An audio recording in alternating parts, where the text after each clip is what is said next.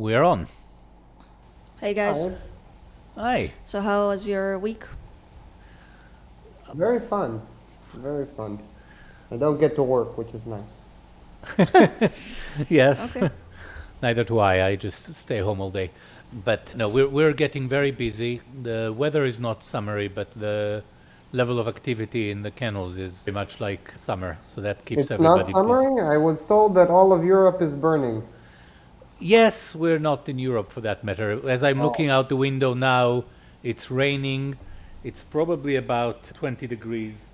And so it's not like bitterly cold, but the heat wave that hit Europe, where I heard like over 40 degrees in Paris, over here it hit 25 degrees. And 25 degrees we consider to be very hot. That's when we open the corridors, we put fans on, we put wet towels for each of the dogs so that they don't overheat. So 25 is like code red as far as heat concerns. That's what I put my air conditioning on. At 25. Yeah. Yeah, 25 is way too hot. But I guess you have different standards as soon as you're... I mean, in New Hampshire, 25 was peak summer. Uh-huh. Well, not peak, but it was pretty bad. And my ideal weather is like 15. I remember Yes. visiting Dad in England at some point when I was way younger. And I remember us both walking outside. You were trying to show me something with the telescope. Uh-huh. And I remember you being with shorts and the short shirt, and me being with full, completely bundled, and me freezing cold, and being ashamed to say anything about it since you were. Right. I'm just looking at the weather in both in Austin and in Tel Aviv, and Austin is very hot and very humid by the looks of things. Is that right? Unfortunately. I wouldn't know. I'm not outside. But, Yes, that's I what believe you. that's what I remember from Texas as well. You just Oh, got cut off We there? lost him? Usually happens to you. Jewish Okay, faith. yes. It's this microphone has a very sensitive Sensitive. mute button. So rich people when problem. I moved it and it muted it. But anyway, so Yeah, you don't leave your house in summer Texas. Or you leave your house to your air-conditioned car and then to your air-conditioned destination place. yes. I have central cooling in this apartment, and I'm trying to be very frugal, so I'm very sparing about turning on the air condition. One of the things I'm most looking forward to in the new apartment is localized air conditioning where I can just leave Yeah, it I really miss on. having mini splits. That's like not a thing outside of Europe, I think. No, Mini it's splits? Yeah, individually located. American Oh, conditioner you is have supposed to central send- cooling also, Yeah. Of course. Yes. but That's you the are in American standard. America and you have better standards of living than we do here. Yeah. I mean, I'm just being cheap. It's not that expensive, the electricity, but No, it isn't. still. All right. Do you guys want to talk about politics or philosophy or anything other than air conditioning and the weather? Right. It's kind of strange because I just watched the episode. For the first time ever, I watched the episode last week. And so it feels like we just spoke. I was very confused when you invited us to talk. Oh, Right. I was a little busy this week, so I didn't get the chance to look through it. But it was easier to edit than usual. It usually takes me a few hours, but that one just took me like an hour. Okay, so do we have any subjects lined up? Not really. Honestly, I've been too busy to follow the news. I'm like 6 days behind. So right now I'm watching stuff related to people are being excited about the Super Bowl, this shooting in Canada where this lady cop was overly with emotional. the rabbi that left the porn, the Yeah, the Pornhub headquarters. Yeah. Yeah. Well, okay, what do you think about lady cops? Let's go there. I don't know anything about it, so you guys Oh, talk lucky and I'll you. find out. Lucky you.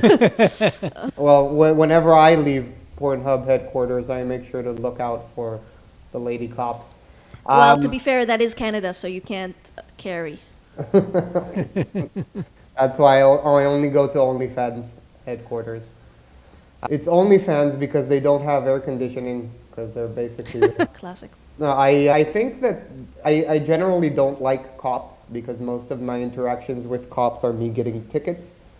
But if I'm ever in danger and a criminal is threatening my life, I would prefer that the person defending me be a man, if only because men would be too ashamed to hide or run away, whereas women.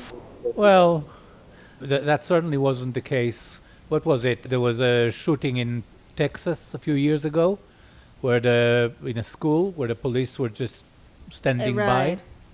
Yeah. Yeah, it seems like that was mass, like that was like crowd psychosis, but the other way around, where everybody thought it was okay that they're not going in because everybody else wasn't going in.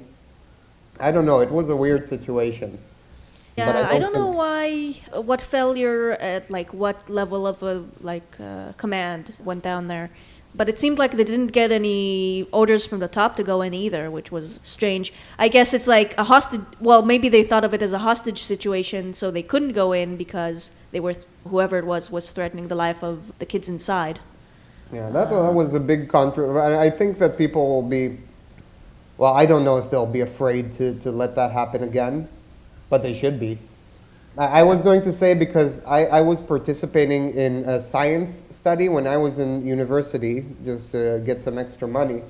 And I was requested to place my hand in a vat of very cold water, let the lady know when it gets cold, and I can pull out my hand at any time. There is no incentive to leave my hand in. And after 5 minutes, she told me I can pull it out. Right. And years later, I found out that what the study was checking was that apparently men just leave their hands in there until the 5 minutes are up, and women just remove them as soon as they get uncomfortable. Yes. Okay, show off. Men, Yeah, Right. men go men off. tend to show off. Yes.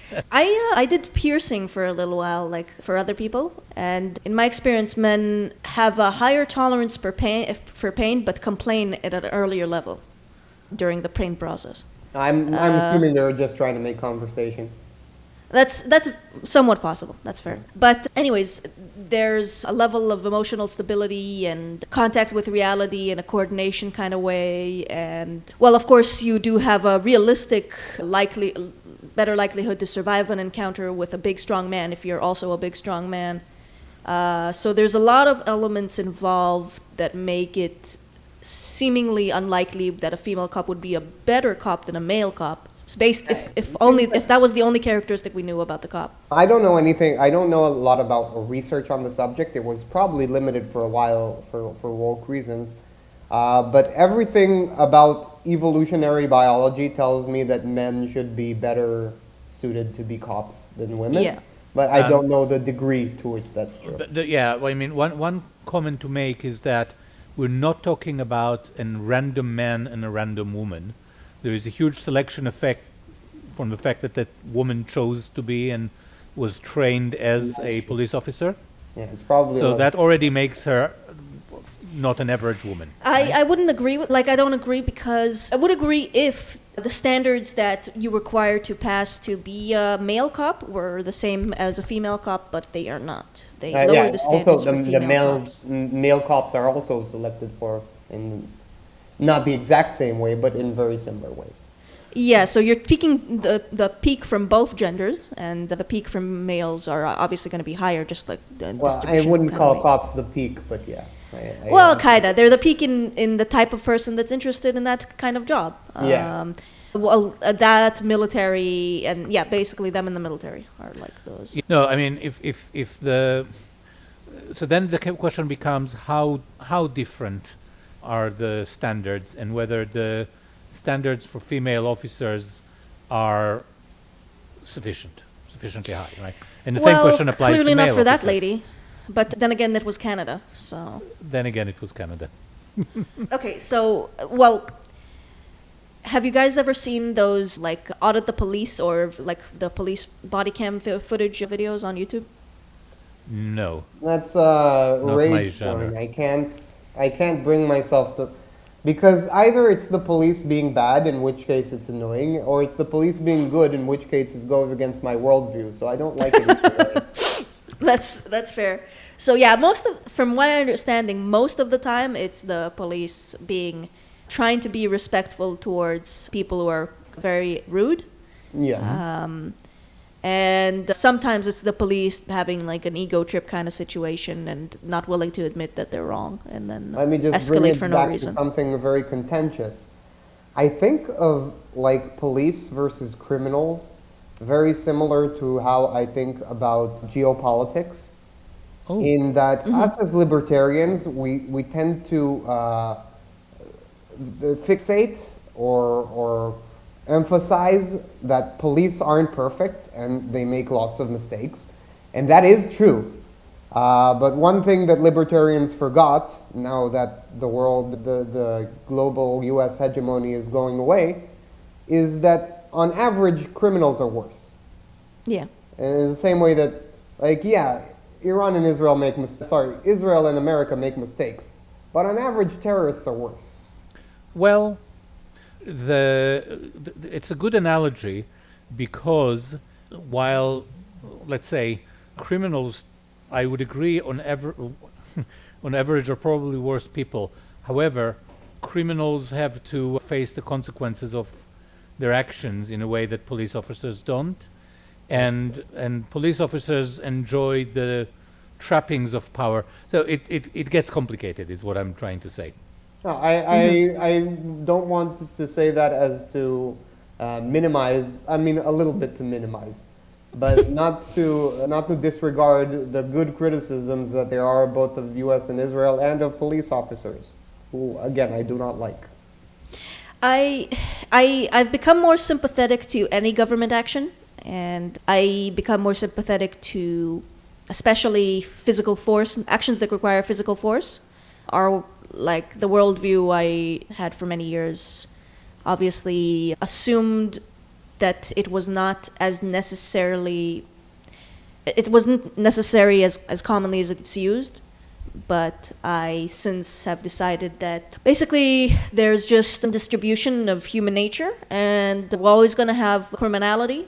And it's true that the government creates criminality with incentives, but Yeah, and also like the incentives are bad for police because they're not competing.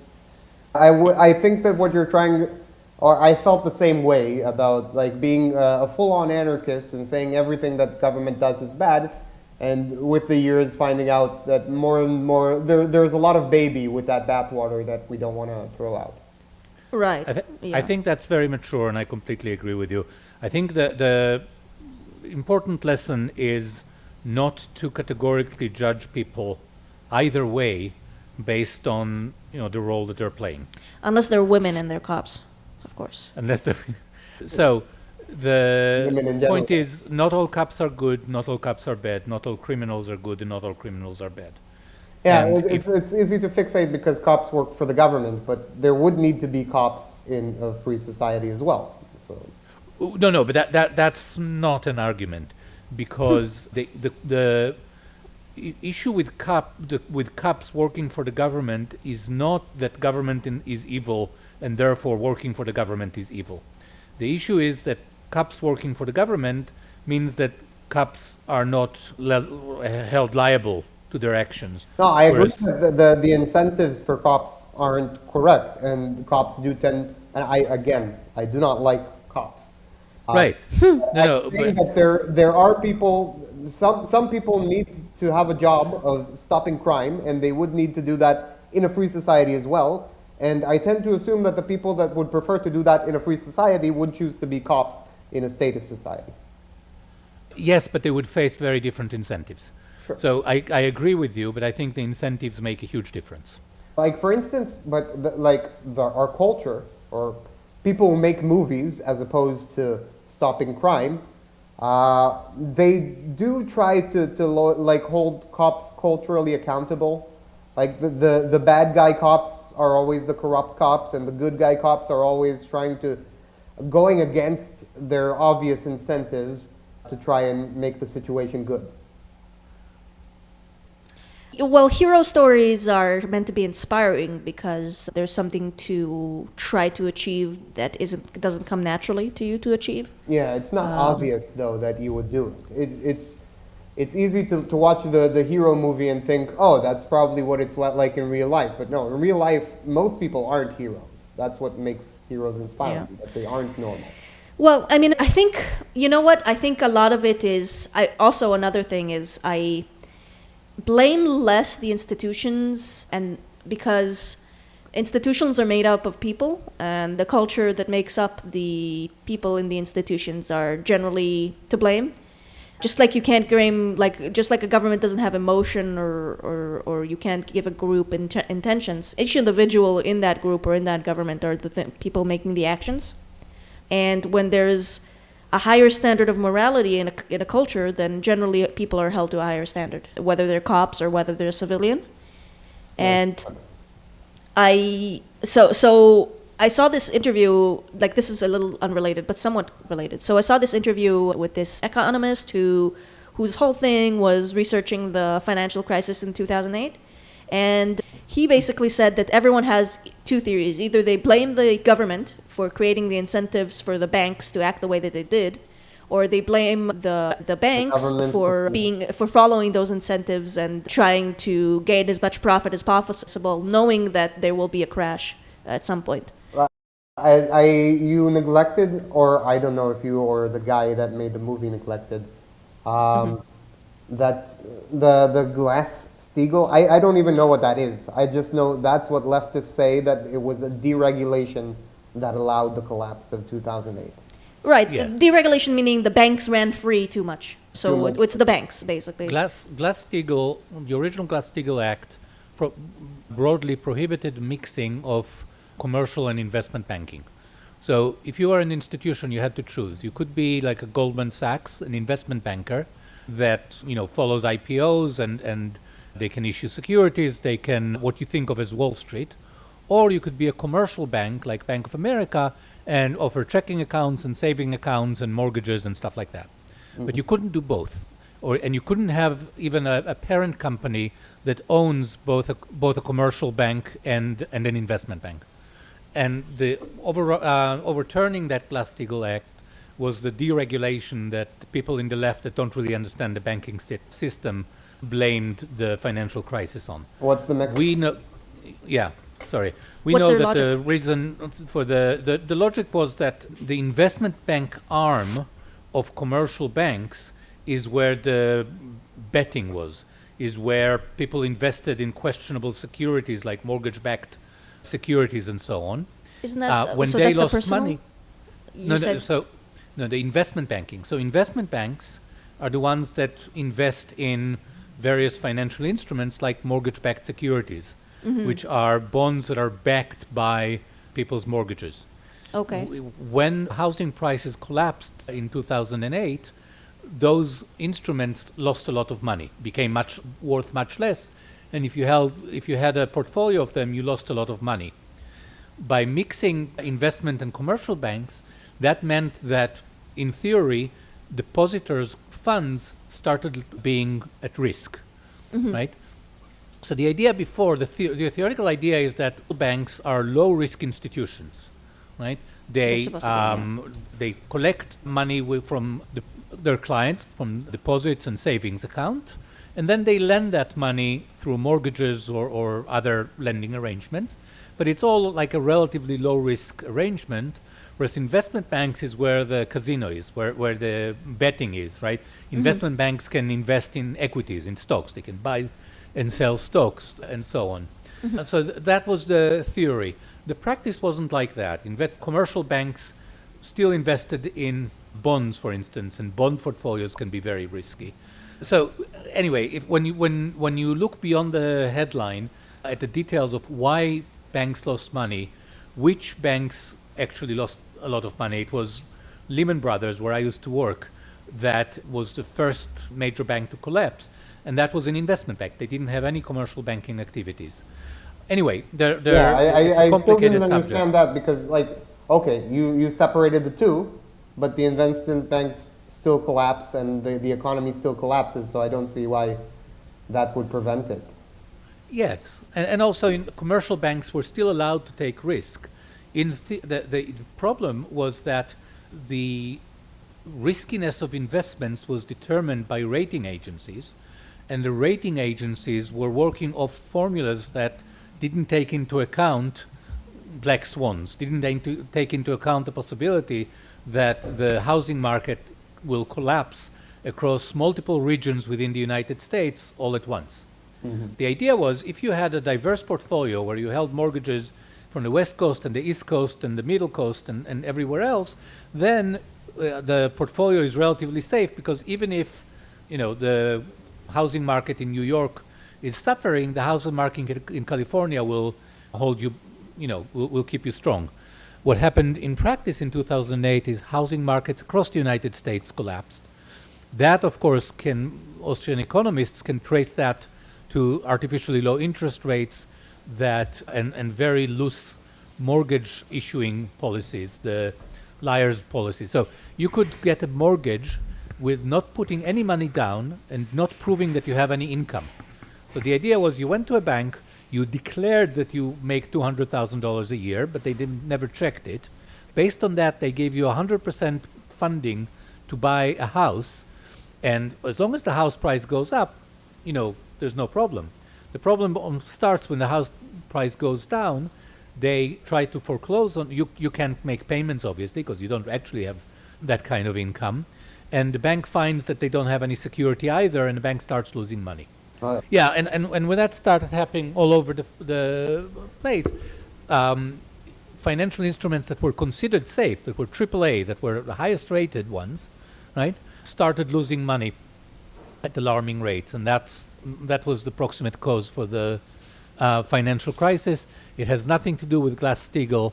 It has everything to do with Federal Reserve policies that, with artificially low interest rates, encouraged borrowing, and with very loose policies about mortgage issuance. Right. Is it related also to the assumption that they would be that they would have Backing from Freddie Mae and Freddie Mac, and There are two levels. There is the explicit backing, and that is federal deposit insurance. So individuals have stopped worrying about the financial stability of their bank, because they're told that the bank is FDIC insured, which means they don't need to worry whether it's a solid bank or not. In the 19th century, you really worried about how stable the bank you deposited with is. And that gave banks incentives to be solid, to have enough assets to meet all their obligations. With FDIC insurance, banks no longer had any incentives to promote how safe they are, right? Because everybody has FDIC insurance. But that's the explicit assurance.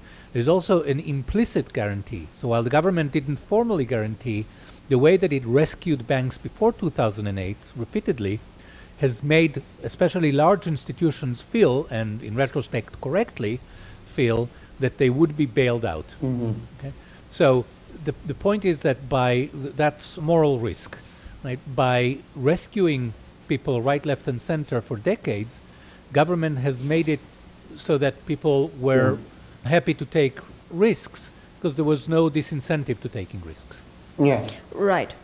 I will say, I'll just give the guy his point across, though by breaking it down like that, I'm not quite as sure as I am that I like his idea.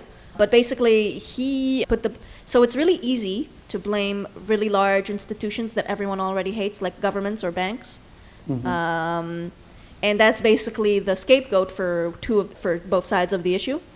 But he blames the culture and the individuals involved, whether they were in the bank or even the people borrowing the money, because they were borrowing in a way that was very risky and immoral, in a sense that wouldn't have been tolerated in society a few decades earlier, because they were not taking personal responsibility and taking huge risks and just willing to put people in these tough positions by saying that they make $200,000 and when they don't. Yeah, but I don't think we should take culture as a given, right? And that applies, by the way, very broadly. It's not just in this instance. You can blame culture, and that's fine, but you have to understand that culture evolves in particular ways as a response, in response again to incentives. That's exactly what I was just thinking during your explanation, that it's not very fair to give people, to fault people when they are right. Like you said, the banks were right to act as they did because they, in the end, that's what made them most money, because they made money during the up and then they didn't lose money during the down. Yeah, in fact, So- if that didn't happen, then you would, if you were the one responsible bank, you would be silly. You'd be losing your investors' money. Right. Exactly. And I mean, we're adapted as human beings. We're like, our superpower is niche finding and adapting. And so what our incentives are basically the man-made niche. During that explanation, when there were all sorts of complicated regulations brought up, I saw a post about Jill Biden's book being a top seller at one. Oh, okay. And some guy explained that no one cared about the book. What happened was that she did something good for some company, and they were trying to give her kickbacks, but paying for kickbacks is illegal. So what they No, did of was course. bulk buy the book and burn it just to pay her back the money. I was thinking that's a big waste. It would be much more efficient if they just gave her the money directly. But then that would just be legalizing like government corruption, which I don't know if it's more efficient or less. I think there would still be cultural incentives to hide the way you were getting the money, even if it was legal. So I don't think it would solve the issue. Yeah, probably. But it would make, it would save all that paper. Paper's pretty cheap, honestly, at this point. I mean, the bottom line is, I think, as anarchists, we can all agree, government is the source of all evil, not because every government employee or policy is evil, and not because outside government everybody is good, of course not. But government is the source of all evil because government action neutralizes feedback mechanisms that tend to improve society and improve everything. So there are mechanisms that bring society into equilibrium, that improve things.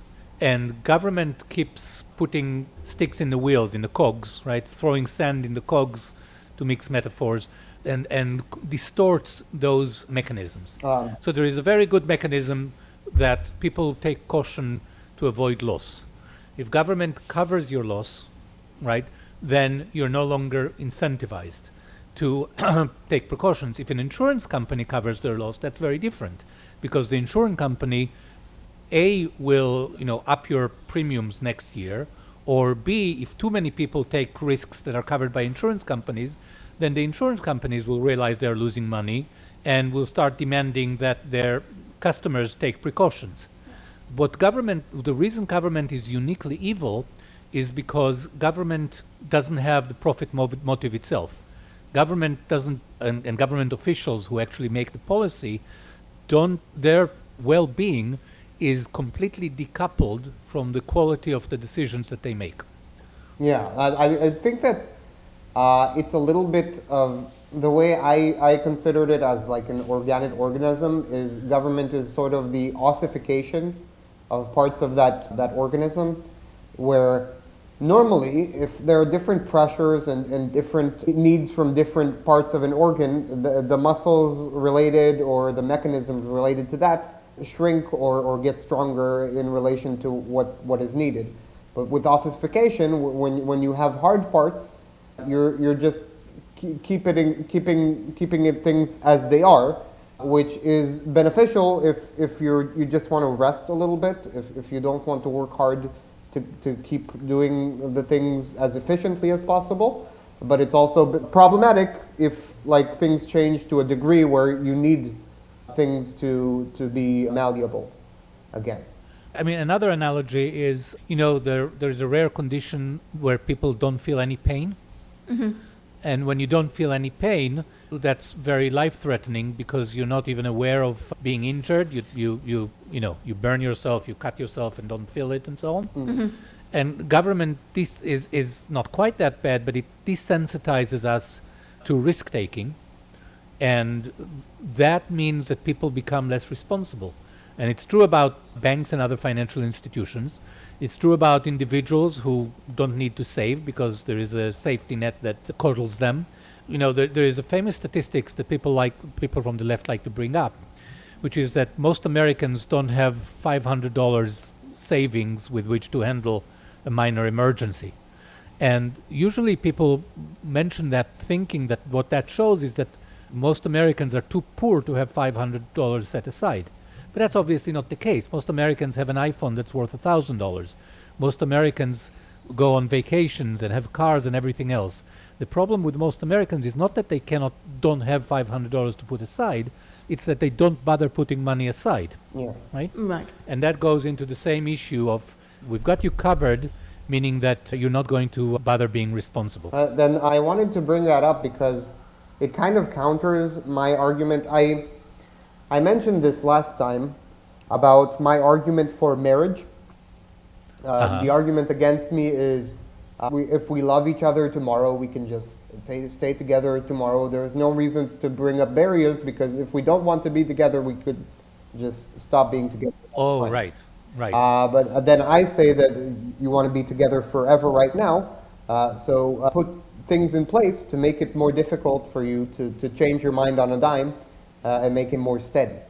But this argument that we're making goes against that in terms of, okay, maybe if I don't think that my wife could leave me at any moment, I won't try as hard to be a good husband. I don't know. I could frame it differently. I could say, I know I have to be with this person forever, so I might as well force myself to act nicely towards him. I should be a good husband because I'm going to stay with them forever. Exactly. Yeah. Or like, I want the person that I'm going to live with forever to be nice to me, so I have to be nice to him. I mean, actually, I could turn the incentives around. And I will say that marriage is for kids, so stability of kids, even if your dynamic with your husband or wife isn't good, is better. Marriage is for having kids. I don't think children should be getting married. Depends. Depends. No, I agree. What do you call a child?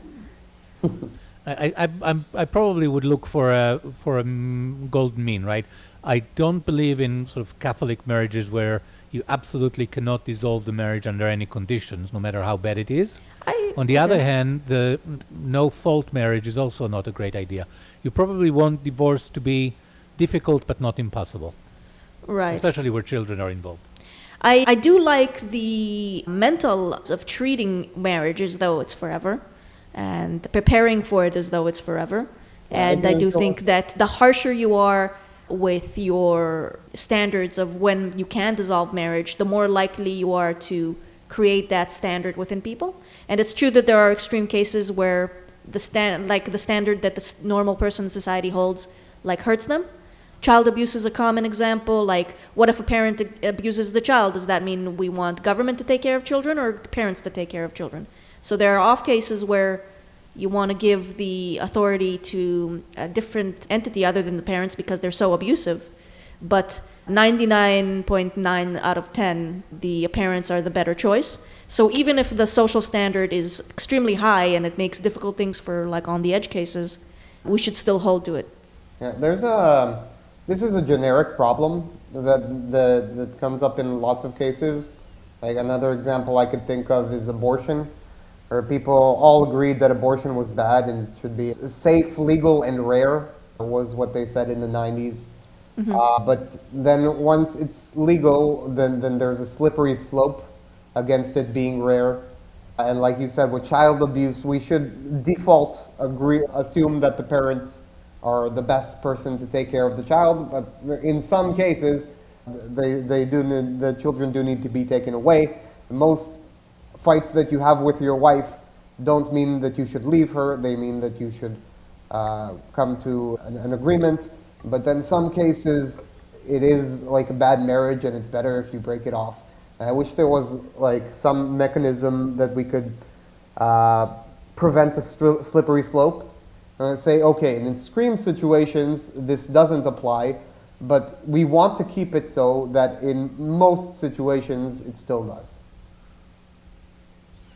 That's why I'm more sympathetic towards any sort of what would be considered traditionally immoral practices. So even gay marriage. It's true that there are edge cases, and I saw this guy on, the show where they put up one expert in a subject and then they have 20 competing. 20 Yeah. So I saw this argument of marriage being legal against this woman whose name I'm not sure, Penseki something I think. Anyways, she argued about immorality of gay marriage through through looking at it in a Bible Wait, is that lens the against Christians. Jubilee thing? Jubilee, yes, yes.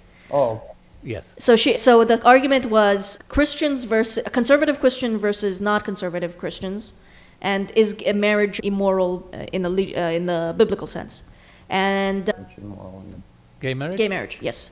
And I was sympathetic towards one of the people there who was a gay man who was in a committed marriage with a child, and he seemed marry children. yes. Going back to the argument. Okay, so anyways, he was in a committed marriage and he was seemingly a good Christian otherwise, except for the fact that he was in a gay marriage. And it was difficult on an individual basis to say, no, you can't do that. You're acting in a moral sense because that is actually a better, stable form of relationship. But as a category for everyone, maybe it's better to have these standards of marriage being only for straight people who intend to have children, just so it doesn't degrade the institution and Yeah, I think remains... exactly. I was going to argue against gay marriage in general because why would gay people want to be married even they're gay? They get to not be married. That's like the whole point. I don't understand, Gil, your thinking. Obviously, marriage is... while marriage is a good framework for having children, A, lots and lots of children are born outside marriage. B, there are lots of marriages that don't bring children or even couldn't. For instance, if people over the age of 45 get married, even if it's a man or a woman. Mm-hmm. And third, gay people can still adopt or use, what is it called, get the help of a member of the other sex to help them with bringing a child into the world, and in the future we might even have a situation where a child can be born with the genetics from both parents, even if they have the same We can sex. finally get rid of one. Right.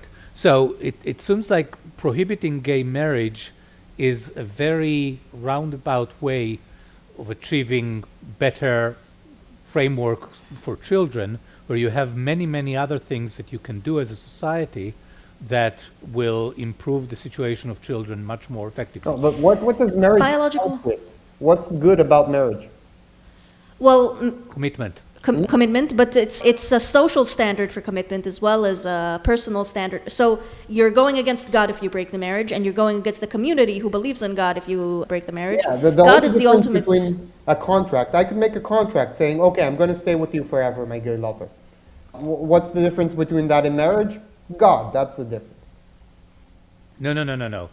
That is a kind of marriage. So the point is, marriage is a traditional institution that achieves two things. It gives public recognition to the relationship, and it is a form of commitment which makes dissolving it either difficult or impossible.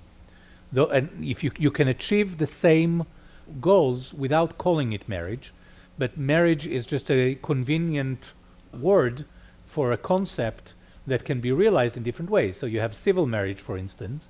So all of us, I don't think any of us got originally married in front of a rabbi. So all of us were married civilly. But that doesn't matter. In a stateless society, in a free society, marriage will have an element that is a contract, and a ceremonial element that is going to be very diverse as it is today. So, well, yes, you're talking about standards of marriage changed because there used to be a more strict standard for what marriage was. And when the more strict standard for marriage existed, there was also more stability within marriage.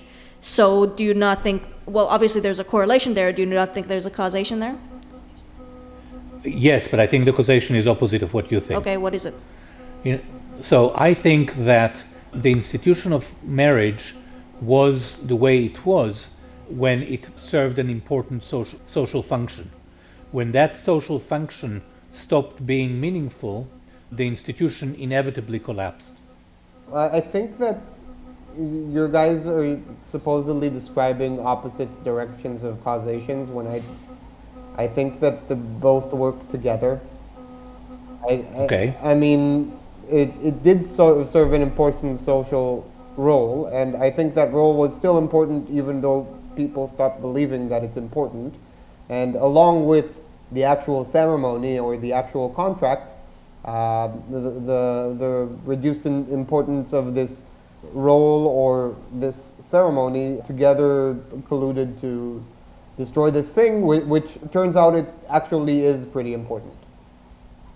It's it plays a very important role in it played a very important role in traditional society, right? When the family was an economic unit, when women depended on their husbands for income, and where on the other hand husbands dependent on women for housework and so on. It's like, you have a car. It's very important that it's in a good condition. You use it every day. But if you stop using the car, right, and it just sits in the garage, then after a few years, it's not going to be fit for purpose. Yeah, but you're saying you're saying yeah. like, oh, we don't need marriage anymore because women don't depend on men for income. But the reason that they don't depend on men for income is because of the reduced importance of marriage. No. Yes. Because I don't see no, because women don't necessarily want to go to work. They want to stay home and take care of kids. And these institutions... Some do. What?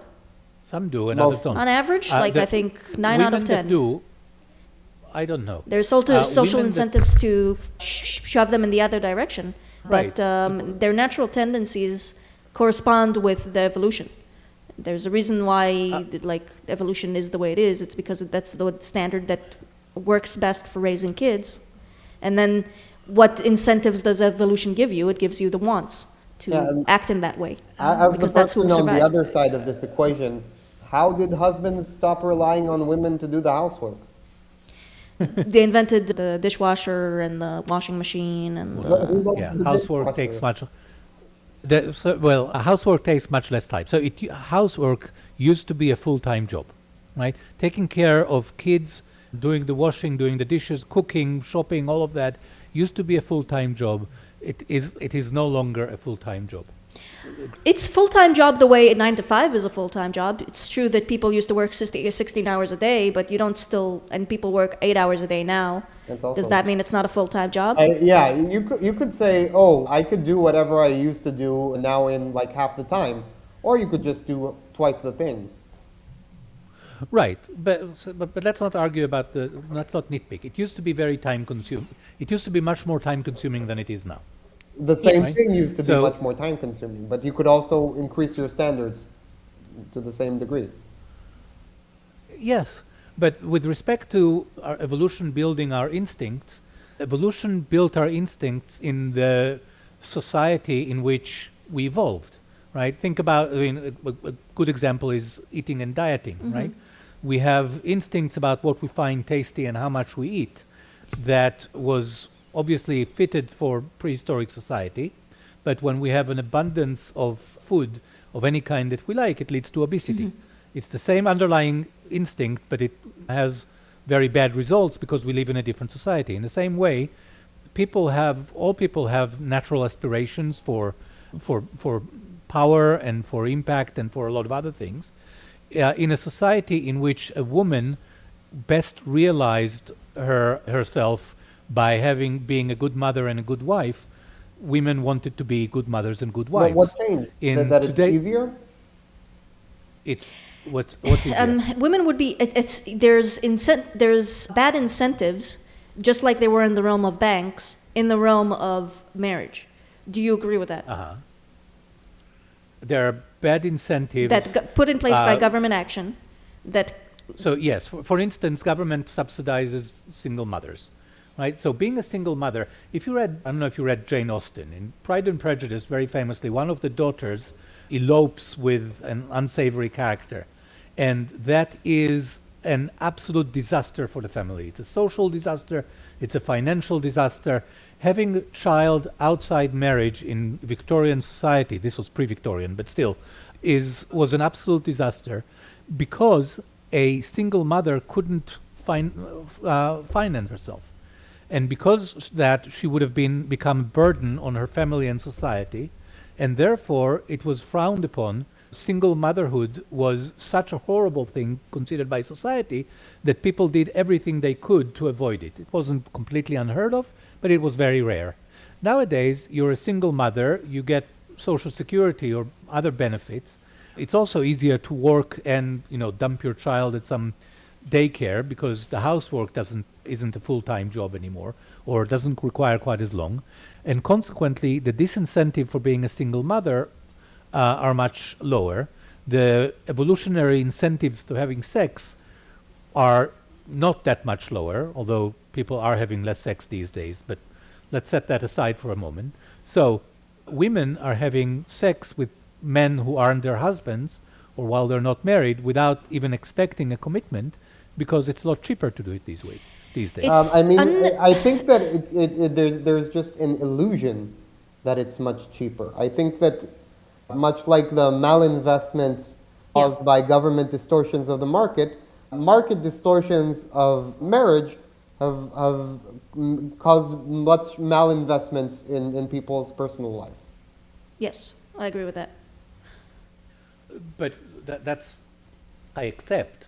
However, just like with malinvestments, the incentives, the bad incentives are very effective in the short term, and the consequences are much longer term, and people don't think longer term. That's true for now.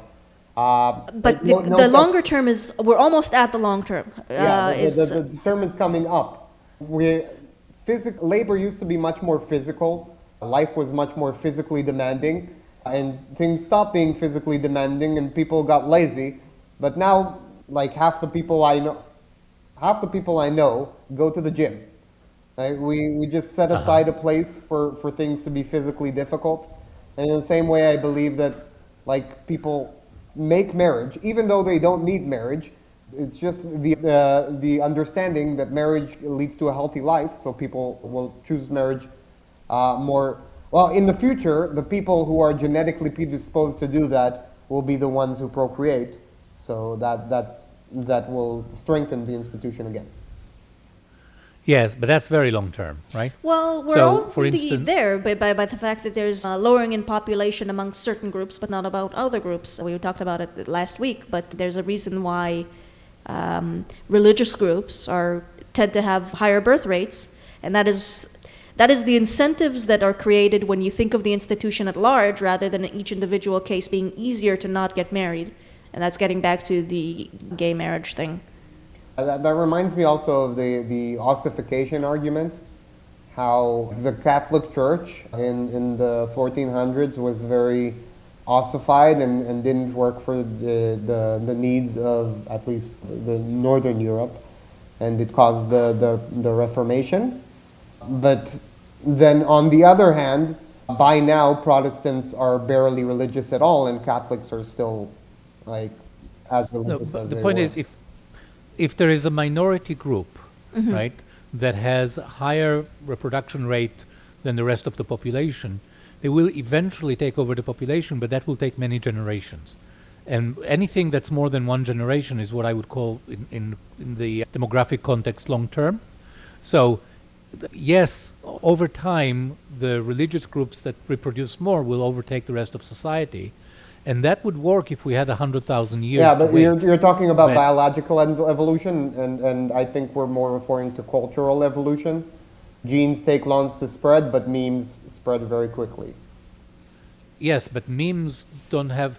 But the groups with higher reproductive rates spread through their genes, not through their memes. Well, right? What you're saying, a lot of people, human beings are social animals and would rather be with other people than alone. Would you agree with that? Depends on if you count AI, right? It depends on if you count AI. It depends on what you mean by with other people. And why is solitary confinement a punishment? Yes, solitary, absolutely. Being completely isolated is not nice. However, staying at your parents' basement and playing, multiple player video games with people around the world might satisfy a lot of people's social If you're on needs, drugs, yeah. even though it's not quite natural or healthy. That's okay, but then most people like that do you find them to be healthy or depressed? Like, do you find them to be happy? No, they're not happy, but that's not the point. People who overeat, and binge on crisps and Yeah, donuts are also not happy, but they still do that. I Yeah, still but do that. I think that culture is already adapted. Like these people's, like it's mostly biology, right? Because like in nature, we would just get every opportunity that we had to eat, and we would eat, and every opportunity that we had to rest, and we would rest, and we're not well adapted to all these things being available. Excesses. And I think that exactly the industrial age that stopped it. First of all, we all dependent on the constant growth of the economy. So even with our bad decisions, we still got benefit in the end. And now we're starting to select for people with self-control, for people who don't acquire as many resources as possible, but consume resources in an efficient manner so as to reduce the other downsides of consumption. I think this new tendency is just starting off, and I don't think it'll take too long for people to adapt. People are already like, what is high status now? High status is being like more, tradcath is high status. So these patterns of like what's admirable are what the happy people and successful people are doing. So if the happy and successful people have these strong standards for marriage or family dynamics or whatever it is, that becomes the popular thing, and then it becomes memeified, and then everyone tries to achieve that. So that it only takes a generation or two. It doesn't take like multiple generations. I don't know if you're in an echo chamber or if you're right, because a few years ago, Andrew Tate was really, really popular. Clavicular right now, I don't know if he's a lolcow or if people take him seriously, but he was really popular for a few months. Like people can also choose really degenerate routes. No, you're right. But the whole culture, would you say the whole culture is more right-leaning now? Do you think being on the right is cooler than being on the left? Oh, definitely. Okay. Definitely more than so in the bigger strokes, we are heading in the right cultural direction for a healthy society, because the left was like crazy for a while. So yes, it's true that there are sub-niches, and these, like the smaller stroke issues, still need to be worked out, and there are these echo chambers, but over time, I don't think it'll take more than 2 generations, basically, to weed it out into them, which memes are successful. Sorry, I completely disagree. What you're seeing as a long-term trend could just be, pendulum swinging. Yes, I don't see any reason to believe that. I mean, cultural right values might be in the ascendance, but not to a degree that will dismantle the welfare state. I was going to say that the wokies are all rebelling against their traditional religious families. Were rebelling, Yeah. but now they're going to be the families. They're I don't not going know. to be the families, but yeah, I get what you're saying. Yes, I don't think that there is an inherent reason. I mean, think about the cultural icons, people with high esteem, where for decades have been movie stars. And movie stars have never been known for their stable Yeah, family I think life, that's part right? of the artificial government manipulation of cultural standards, and it took a long time to degrade society, and that's why it's not going to be easy to revert the degradation. But yes, but what's the mechanism that makes you think that it will revert? people's happiness, and the peop- people who are happy being the standard that other people try to emulate. People that pretend to be happy, a lot of people pretend to be happy. Influencers, movie stars pretend to be happy. People believe what they want to believe, and if the easy lifestyle is what... So influencers are in the business of pretending to be happy and to know what's right for you. I don't see any mechanism where if learning from others is very difficult. People learn from their own mistakes. People learning from other people's mistakes is a very, very slow and uncertain process. So I just don't see a mechanism. Again, I completely agree with you that it's government's fault, but I don't see a mechanism that bypasses government. I see it much easier, the possibility that in 2028 or 2032, you'll have a democratic socialist or somebody elected as president, right? You know that Mandani's candidates did very well last week, and I don't know he wasn't born in America, thank God, so I don't think we need to worry about him becoming president. But if he was born in America, if he could be very easily like a combination of Barack Obama and Senator Sanders, don't worry, he right? won't be Bad policies, but very charismatic with very bad policies. He won't be president, but he will be Khalif of the United States. So I think that what you're looking at is a fraying, an end of an era, and people are yet to adapt.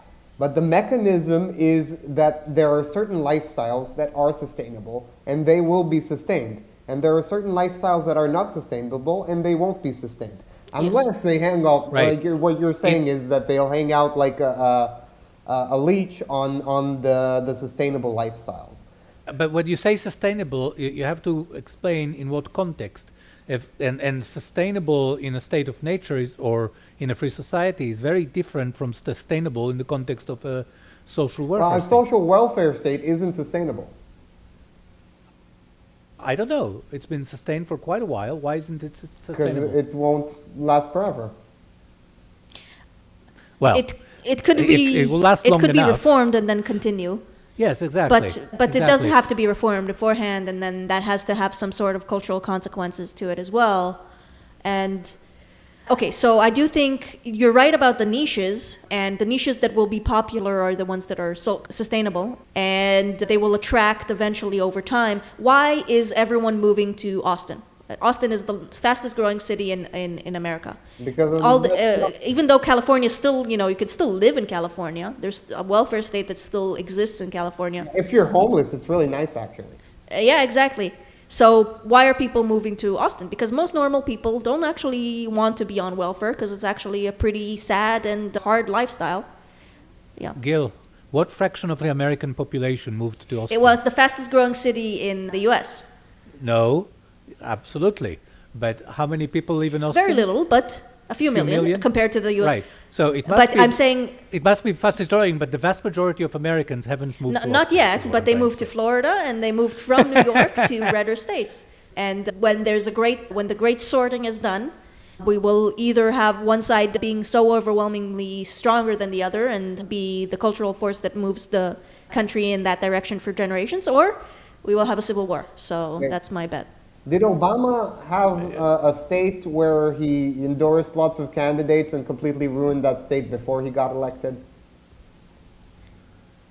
No, Obama got elected too quickly to do much damage, right? He went from the Senate to being president in such a short time that, no, he never had a chance to ruin it. And Obama is not nearly as bad in terms of policies as he's no Zoran Mamdani, that's for sure. Yeah, Hussein Obama, but no. Still. So my point is the system does reform itself. If you overshoot, like the United Kingdom in the 60s and 70s overshot to the left, and Margaret Thatcher was the bounce back. And it took a while before the lesson that she learned and imparted on people was forgotten. The United States shot far to the left in the 60s and 70s. Ronald Reagan was a correction. But then, Clinton came and he, like Tony Blair, was kind of watered down Reagan's policies. And then by the time Barack Obama came, and even Donald Trump, as far as protectionism is concerned, Donald Trump hasn't reduced the scope of government. He changed priorities a little. That's not true. But he's did regulating at a rate of, I think, 10 regulations per one, and there is a reduction in government force. The only time in history where government employees were smaller in number was in the 60s. Right. My point is that the size of government, the government budget, hasn't dropped under Trump. Well, I mean, yeah. But is the budget worth today what it was worth back then? I mean, are we counting inflation in the government budget, or? I think so, but U.S. government budget as a fraction of GDP. Let's see if I can find something, a chart that will show that. But I'm pretty sure that government is growing in every sense. As a fraction of GDP in real terms. I assume you're Anyway, right. you The look- way that no, that's- I heard it be justified is like this. In order to actually make any dent on the government budget, you need to reduce some welfares and and that's political suicide. Anybody who does that will never be elected again, and if the right does that, the left will remain in power for a while. The only way to ease out of our humongous debt is to deregulate and hope that the growing market will help fund our slow taking off the other obligations of the government. Yeah, and they're now looking into fraud of the system as well, which is naturally could help some. That depends on how much they find. I mean, Elon Musk was in charge of that, and although he did some good work, I think that was underwhelming. So no, he went about it in a different way, but what I'm referring to now is the JD task force, not the... Yeah. Yeah, well, I'm just looking at U.S. government spending for 26, and you can see, yes, Social Security, Medicare, and health together take up, 50% of the budget. Do we have income deltas? Do we have security is- changes over time? Not immediately. The point is, what can a Republican reduce? Well, national defense is 13%, and that's a huge percentage. We can argue about that. Interest, obviously, is the result, so you can't really change that. Privatizing Social Security is going to They're be very working on difficult. reducing Health. administration of justice. Health you should be able to reduce health very significantly by deregulating. Yeah. the Yeah, health I think market. they're working on that. Medicare and health together are as high as they are because medical treatments in the United States are very, very expensive, and I think that has everything to do with regulation. Yes, I will just say, if you don't have insurance and you haggle with your medical provider, it can be cheaper. I'm just saying. I'll have you Absolutely, but we talked about incentives. Most people have insurance and consequently don't care about the cost of their. Yeah, and the government backs you'd up think with the insurance insurance companies, right? Yeah, so. Yep. Right. We have to start winding down because I have about 5 minutes. I think that we've found that, I don't know if you came about it with the interest of dispelling, but I think that you gave the arguments that it is salvageable. Yeah. If I could trust the person in power, I half trust Trump. It's possible that he has the good ideas in mind, but I'm not completely sure. But it seems like if he did, then there is something that he could do to save us. I But, think there are competent people in the government now and there weren't any for a few administrations. What is Trump's incentive? Trump's incentive is not to make America No, I healthier disagree. I think he or does. I think fiscally he wants healthier. America I to don't be see what successful. other incentive you could conceive of. I mean, his personal enrichment, I suppose. right. But I mean, that's kind of a He's every already rich. Yeah. That's why he was elected. He wants to be the greatest president of all time. That's his point. Yeah, he wants. It's personal Yes. glorification. It's not money. Certainly, he has enough money that he will never be able to spend it all on himself. But for him, as well as for many other people, money is about keeping tabs. And he would be a happier person if he had $20 billion rather than 10, right, or 5, or however much. The second thing is he wants his own glorification, his own image is the only thing, or definitely the single most important thing that's important to him. And if that means the long-term ruin of the country, he wouldn't care. But more importantly, he wouldn't know, because Trump is not knowledgeable enough to understand the long-term consequences. think So that- of it's I more think likely that he that- wouldn't know than he wouldn't care. I think he does Yeah. care about America. I think he's a that it's patriot. not about caring about America even. I think that what you said is just like self-contradictory. He wants glory. He doesn't want to be known as the guy who ruined America 10 years from now just because he died. He wants to be the greatest president ever who saved America forever. That's what he wants. Whether he knows how to get that, that's I think he does know how to get that. I think he knows that it's political suicide to touch these taboo cuts, and that's why he's deregulating, and he's also banking on the AI growth to save America, like you said you think is realistic. I don't know, it was like 2 or 3 conversations ago or something like that. Right. Well, let's put a pin on the issue of AI regulation. It's very live, but we're not going to get into it now. I'm going to have to say goodbye, but it was a great conversation that hardly even... Yeah, we didn't say Iran at all. Right. It was very impressive. Good job, everybody. Yeah. All right. Thank you very much. Have a good week, and we'll see you next week. Bye.